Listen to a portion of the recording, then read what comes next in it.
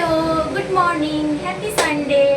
তো আজকে না আমি একটা দারুণ ব্রেকফাস্ট বানাচ্ছি। সেই ছোটবেলায় আমরা খেতাম না টিফিনে আলু দিয়ে, পেঁয়াজ দিয়ে, ডিম দিয়ে ভেজে যে একদম নস্টালজিক চাউমিন, সেটা বানাচ্ছি।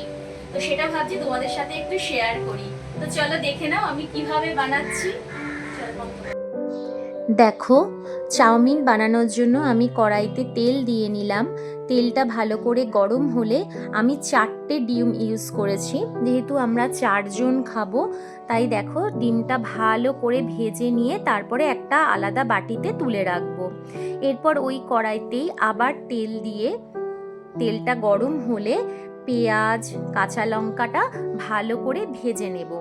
ভালো করে ভাজা বলতে লাল লাল করে ভাজতে হবে না, মোটামুটি পেঁয়াজের কাঁচা গন্ধটা চলে যাবে ততটা ভেজে তারপরে আমি আস্তে আস্তে আলুটা দিয়ে দেব। আলুটা দিয়ে মোটামুটি, আর এই রান্নাটা কিন্তু পুরোপুরি হাই ফ্লেমেই করছি এখনো পর্যন্ত। তা দেখো, আমি আলু, কাঁচা লঙ্কা দিয়ে দিয়েছি, এরপর দিয়ে দিলাম একটু নুন, দিয়ে ভালো করে ভেজে আমি এটাকে ঢাকা দিয়ে একটু আলুটা সেদ্ধ হওয়ার জন্য রেখে দেব। দেখো, আলু আর পেঁয়াজটা এগুলো মোটামুটি ভাজা ভাজা হয়ে গেছে, আর আলুটাও সেদ্ধ হয়ে গেছে। তখন আমি চাউমিনটা দিয়ে দিয়েছি। চাউমিনটা আমি একটুখানি নুন আর সাদা তেল দিয়ে সেদ্ধ করে নিয়েছিলাম। এইবার দেখো, চাউমিনটা দিয়ে ভালো করে নেড়ে চেড়ে আমি আরেকটু নুন ইউজ করব আর চিনি ইউজ করব, যেহেতু মানে কি বলবো, আমরা একটু মিষ্টি সব কিছুতে ব্যালেন্সের জন্য দিই, তাই আমি চিনিটা ভীষণভাবে ইউজ করি। আর দেখো, আমি ডিম আর গোলমরিচের গুঁড়ো কিন্তু অ্যাড করে দিলাম। এইবার দেখো, ভালো করে এটাকে মিক্সড করে নিতে হবে, কেননা নিচে অনেক সময় দেখবে আলুটা বেশি পরিমাণে থাকে, যার জন্য আমি বড় কড়াই ইউজ করি। আমি ছোট কড়াই একদম ইউজ করতে পারি না। এই এত বড় ছড়ানো কড়াইতে আমি মনের মতো করে করতে পারবো। দেখো, এবার আমার ফাইনাল লুক, চাউমিনটা কেমন হয়েছে বলবে। এবার সেকেন্ড প্রিপারেশন দেখো, বিনস, গাজর আর ক্যাপসিকাম দেখে তোমরা কি ভাবছো কি হতে পারে লাঞ্চে? এটা কিন্তু লাঞ্চের প্রিপারেশন। আর আমি দেখো একটু রসুনও গ্রেট করে নিয়ে নিয়েছি। গেস করতে পারছো আমি কি করব? হ্যাঁ, ফ্রাইড রাইস বানাবো। দেখো, পুরো ফ্রাইড রাইসের যা যা দরকার আমি মোটামুটি এক জায়গায় রেডি করে রেখেছি, কিন্তু একটা বোকামো করে ফেলেছিলাম, বিনস গাজরটা না ধুয়েই কেটে ফেলেছিলাম।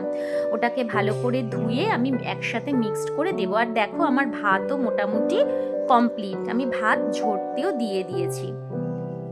এইবার চলো আস্তে আস্তে কড়াইতে সব কিছু নিয়ে রেডি করে তোমাদের সামনে আসছি।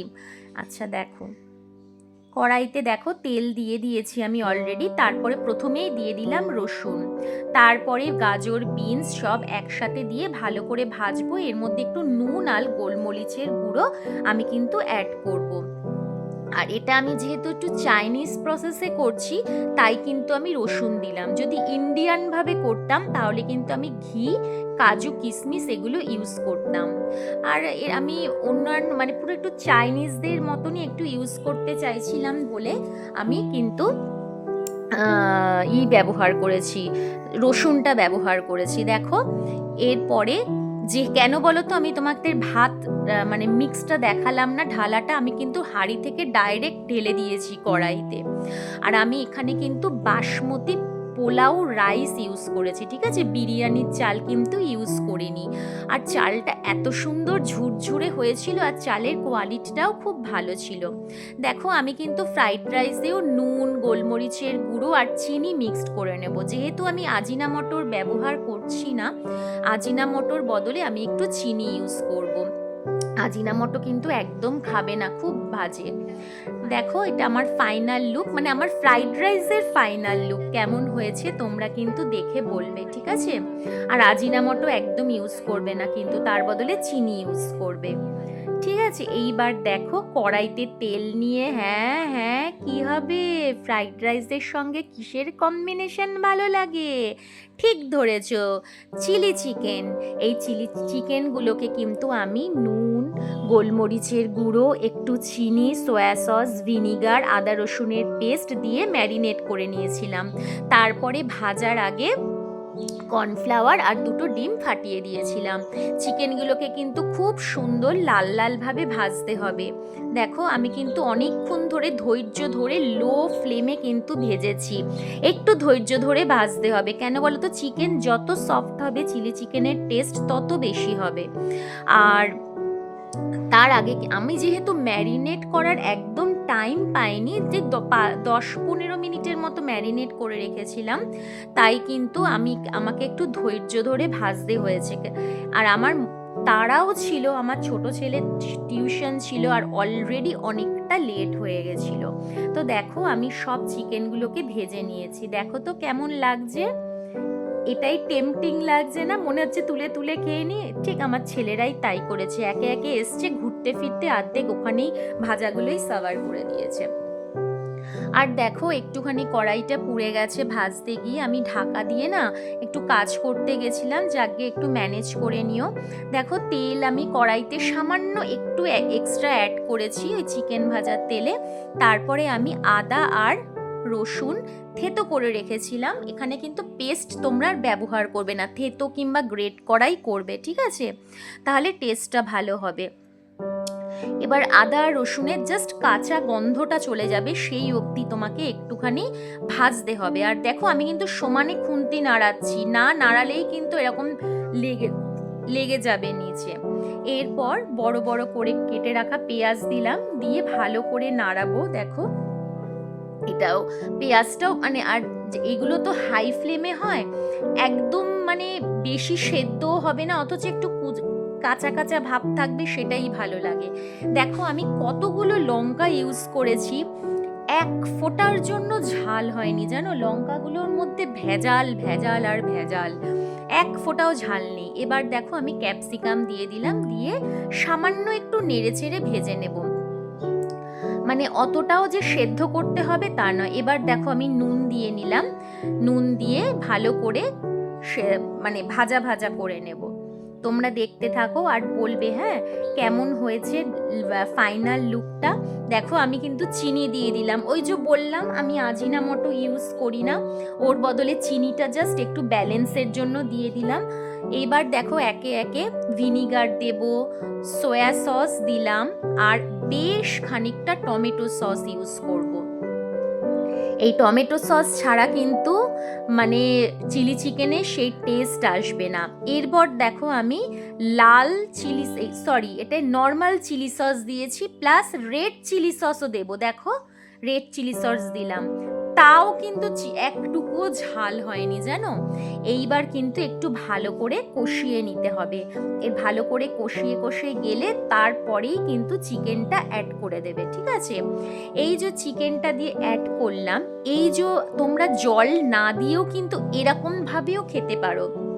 স্ন্যাক্সে মানে ইভিনিং স্ন্যাক্সে একটুখানি স্যালাড নিলে আর চা থাকলো, কিংবা যে যা পানীয় পছন্দ করে নিয়ে এটা কিন্তু ড্রাই ড্রাই ভাবেও খাওয়া যায়, কি বলো? আমার তো এখনই দেখে খেতে ইচ্ছা করছে। তো যাকে মাঝখানে আমি একটু স্কিপ করে গেছি, আমি এর মধ্যে গরম জল দিয়েছিলাম, সেটা আবার কর্নফ্লাওয়ার দিয়ে একটু গুলে দিয়েছিলাম, ঠিক আছে? কর্নফ্লাওয়ার দিয়ে গুলে তারপরে জল দিয়ে, এই দেখো ফাইনাল লুক। আর এই যে আমি ছেলেদের খেতে দিয়ে দিয়েছি, দেখেছো কি সুন্দর পরিপাটি করে দিয়েছি। আর তোমাদের দেখেছো ভাতগুলো, দেখেছো কি সুন্দর ঝুরঝুরো হয়েছে।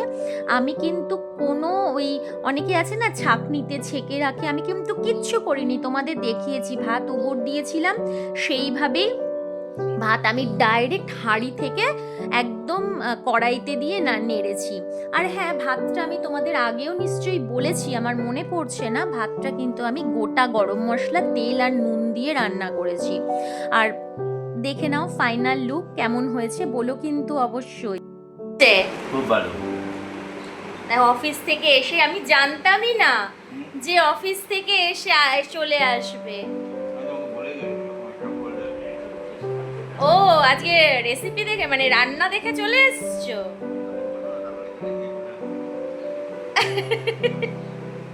তাহলে আমি একটু ওয়েট করতাম, খেতাম না। ভালো হয়েছে, আর একটু দেবো? Hello, good evening. আমি এই তখন দুপুরবেলা যে হাজবেন্ড খেলো না, তারপরে আর আমি ভিডিও শ্যুট করার মতো পজিশনে ছিলাম না। আমি খেয়ে দিয়ে চিৎপটা হয়ে শুয়ে পড়েছিলাম। এখন আবার এত গরম লাগছিল, আবার স্নান টান করলাম। সকালে মাথায় শ্যাম্পু করা হয়নি, এখন মাথায় শ্যাম্পু করলাম। এই সন্ধে টন্ধে দেওয়া হয়ে গেছে, এবার রেডি হব, বেহালা যাব মায়ের কাছে। তো চলো, চা ফা কিচ্ছু খাইনি, ওখানে গিয়েই খাবো। আজকে আর মায়ের ওখানটা শেয়ার করব না, কেননা আগের সপ্তাহে শেয়ার করেছিলাম গেছিলাম যখন। এবারে জাস্ট রেডি হব, তার আগে ওপরে যাব। ওপরে যে আমার সিংহাসন আছে সেখানে ধূপ দেখাবো, ধূপ দেখিয়ে রেডি হব। আমি না বিকেলের দিকে ভুলেই যাই যে আমি একটা ব্লগ করছি, সেটা আমাকে কন্টিনিউ করতে হবে, মনেই থাকে না জানো তো। সকালের দিকে যে তাড়নাটা থাকে যে আমাকে করতে হবে, রান্নাগুলো শ্যুট করতে হবে, সকালের দিকে তাও একটা শ্যুট করার মানে এই থাকে, কন্ডিশন থাকে যে রান্না বান্নাগুলো থাকে সেগুলো দেখাবো। এখন তো সেইটাও থাকে না। তো ঠিক আছে চলো যাই, গিয়ে রেডি হয়ে, রেডি হওয়ার পরে দেখাচ্ছি। আজকে জাস্ট সিম্পল, আজকের ইচ্ছা করছে না রেডি, মানে সেরকম ভাবে রেডি হতে, এমনি জাস্ট রেডি হয়ে চলে যাব। ঠিক আছে চলো, টাটা, আবার দেখা হচ্ছে। চলো আমি রেডি হয়ে গেছি, এবারে বেরিয়ে যাই মায়ের বাড়িতে। ঠিক আছে চলো। আমার ছেলেরা এখানে, আমি কিছুতে শুটই করতে পারছি না। তো চলো এখন আমি চললাম মায়ের বাড়িতে। আমি আর বেশি কিছু শুট করতে করতে যেতে পারবো না, ওখানে আমার ছেলে ঘুমোচ্ছে পুরো খালি গায়ে হয়ে, ছোটটা, ওর এত শরীরে গরম কি বলবো। পিটু সোনা চেঁচাচ্ছে, পিটুকে একা রেখে চলে এসেছি সেখানে। পিটু তোমাকে এখানে একা রেখে চলে গেছে, দাঁড়াও দেখাচ্ছি পিটুকে একা। পিটু, পিটু, পিটুকে একা রাখিস না বাবা, ও একদম একা থাকতে পারে না। শোনা, ওকে সঙ্গে সঙ্গে নিয়ে ঘুরিস। তো চলো বেরোই। আর কি, এই যে আমার সন্ধে দেওয়া কমপ্লিট। ঠিক আছে, কি গো, তো হলো তোমার? 8টা তো বাজতে যায়, সে আজকেও লেট হবে। আরে বাবা তোদের, আমি ফ্রন্ট ক্যামেরা করা, এত ভয় পাচ্ছিস কেন? আমার এইটুকুনি সেন্স আছে, এইটুকুনি সেন্স আছে। তাড়াতাড়ি করো, মায়ের জিনিসগুলো রেডি করে নি।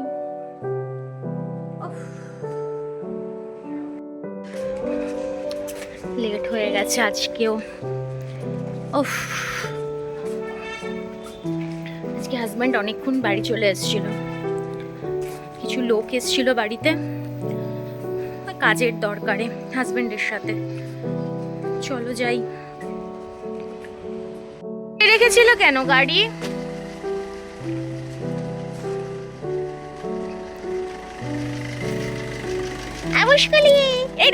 ও ভয়তে পালাচ্ছে। গ্যারেজে রেখেছিলে কেন? ও আচ্ছা, ক্লিন করার পর তো আমি দেখিনি। দাঁড়াও দাঁড়াও দাঁড়াও, ওয়েট করো। আরে আমাকে বসতে দেবে, তারপরে তো বন্ধ করবো। এই তো ক্যাই টুই আওয়াজ হচ্ছে গো। এর মুড সব সময় এরকমই থাকে। হ্যাঁ, যেটা বলছেন না মোটর প্যানেলে সাকসেস করে মতো বলে, হ্যাঁ, আর ব্লু তো ছাপেই নিয়ে এরা। হ্যাঁ, ওটা ব্লুর সঙ্গেই ওয়াকআপটা দিও। হ্যাঁ, না তো না, ওটা এমনি রেডি আছে, ওই ফ্যানটা পাঞ্চিং করে খালি ব্লুটা চেপে দিল। আমি এখন শোয়ার জন্য রেডি। আমি বাপের বাড়িতে গেলাম, গিয়ে জাস্ট আর কি করলাম না, ভিডিও আর শ্যুট করিনি। একবার গিয়ে তো আগের সপ্তাহে সব শেয়ারই করেছিলাম, কিন্তু তারপরে বাড়িতে এসে বাড়িতে আস্তে আস্তে প্রায় 10:30 বেজে গেছিলো। সব ডিনার করে আমার মনেই ছিল না একদম যে আমি ভিডিওটা এন্ড করিনি। তো আমি একদম ফ্রেশ হয়ে চলে এসেছি। এবার জাস্ট তোমাদের টাটা গুড বাই বলবো, পাশ করে শুয়ে পড়বো। তো টাটা, গুড নাইট। আমার ভিডিওটা যদি ভালো লাগে তাহলে লাইক, শেয়ার, কমেন্ট করবে, সাবস্ক্রাইব করতে ভুলবে না, আর পাশে যে বেল আইকনটা আছে ওটা অবশ্যই প্রেস করবে। ঠিক আছে, তো এখনকার মতো টাটা, আবার কালকে দেখা হবে। Good night, tata, bye bye.